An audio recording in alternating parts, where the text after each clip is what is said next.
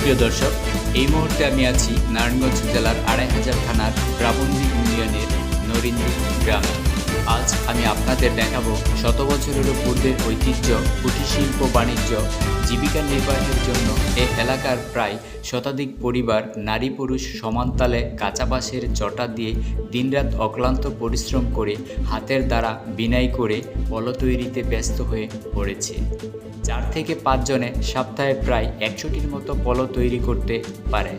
নজরকাড়া এই শিল্প কাজ বাঁশ কেটে চটা করে আবার কাঁচা চটা রৌদ্রে শুকিয়ে নিয়ে পলো, খাঁচা, মোড়া, কুলা ইত্যাদি নানা প্রকারের নিত্য প্রয়োজনীয় গ্রাম্য ঐতিহ্য সামগ্রী তৈরি করে থাকে, যা প্রতি পিস পলো ৪০০ থেকে ৫০০ টাকা দরে দেশের বিভিন্ন অঞ্চল থেকে পাইকাররা এসে আমদানি রপ্তানি ও বাজারজাত করে থাকে।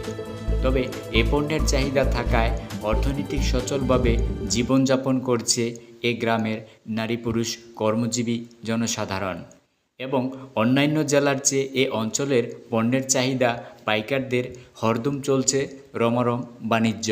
আর সেই প্রত্যাশায় নতুন কিছু ভিডিও নিয়ে আবারও দেখা হবে। আল্লাহ হাফেজ।